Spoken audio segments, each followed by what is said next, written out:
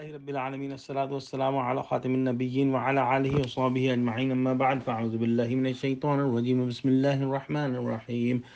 قال اللہ تعالی فی سورۃ البقرہ ومن حيث خرجت فول وجهك شطر المسجد الحرام وإنه للحق من ربك وما الله بغافل عما تعملون۔ ترجمہ: اور جہاں سے آپ نکلیں تو اپنا منہ مسجد حرام کی طرف کیا کریں، اور آپ کے رب کی طرف سے یہی حق بھی ہے، اور اللہ تمہارے کام سے غافل نہیں۔ اس آیت کے اندر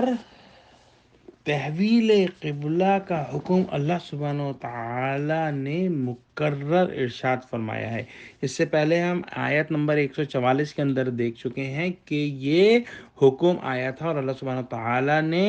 یہ حکم دوبارہ دیا ہے اس آیت میں، اور ساتھ ہی یہ بھی بتا دیا گیا ہے کہ یہ حکم برحق ہے، قطعی ہے، دائمی ہے، اور اس میں کسی قسم کی تبدیلی اور نسخ کا کوئی امکان و احتمال نہیں۔ تفسیر بغوی کے اندر بیان ہوا ہے کہ یہ جو یہاں پہ تکرار آئی ہے کہ بار بار اللہ سبحانہ و تعالی یہ حکم جو ہے وہ فرما رہے ہیں، جیسے ہم نے دیکھا ایک آیت نمبر 144 میں آیا، اب آیت نمبر 148 میں، آیت نمبر 149 میں جو ہے ہم پڑھ رہے ہیں ابھی، اور اگلی آیت نمبر 150 میں یہ دوبارہ آئے گا یہی حکم۔ تو اس کی وجہ یہ ہے تاکہ اس جو نسخ ہے اس کی تاکید ہو جائے۔ اور نسخ کیا ہے؟ کیا چیز اس سے منسوخ ہوئی ہے؟ جو پچھلا حکم تھا کہ پچھلا حکم تھا کہ بیت المقدس کی طرف منہ کر کے نماز پڑھ جائے، اس کا نسخ ہو گیا ہے، گویا وہ حکم منسوخ ہو گیا ہے، اور آج کے بعد سے ہمیشہ کے لیے جو ہے وہ مسجد الحرام کو جو ہے قبلہ مقرر کر دیا گیا ہے۔ اس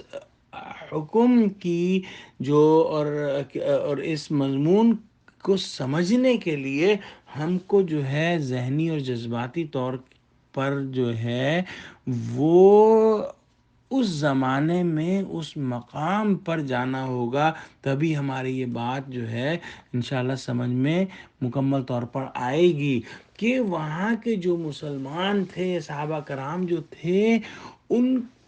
کے لیے جو ہے وہ یہ حکم کیا معنی رکھتا تھا۔ 16 یا 17 مہینے انہوں نے ایک طرف منہ کر کے نمازیں پڑھی تھی، اور اب یہ حکم آ گیا، اور یہ ڈائریکشن جو ہے، یہ سمت جو ہے، کوئی معمولی فرق نہیں تھا اس کے اندر۔ ہم میں سے جو لوگ مسجد قبلتین سعودی عرب کے اندر گئے ہیں وہ دیکھیں گے کہ جو پچھلا قبلہ تھا وہ بالکل اپوزٹ، بالکل مخالف ڈائریکشن میں تھا۔ اب جو قبلہ ہے خانہ کعبہ، گویا جو 180 ڈگری کا اس کے اندر جو ہے فرق ہے، بالکل اپوزٹ ہے، اور پچھلے قبلے کی ڈائریکشن بھی مسجد قبلتین کے اندر جو ہے وہ لکھی ہوئی ہے، تاکہ اندازہ ہو جائے کہ کتنا ڈفرنس تھا مسجد جو بیت المقدس اور مسجد حرام کے اندر۔ تو ان آیات میں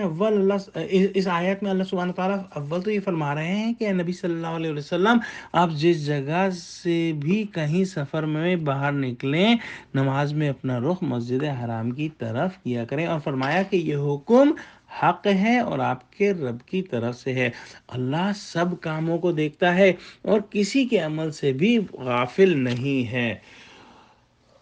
آئیے دعا کریں کہ ہم کو بھی اللہ سبحانہ تعالیٰ ایسا ہی بنا دے جیسا کہ صحابہ کرام تھے، اس وقت کے مسلمان تھے، کہ جب بھی جو بھی جس وقت بھی جیسا بھی حکم اللہ کا آیا انہوں نے اس پر لبیک کہا اور اس کو کھلے دل سے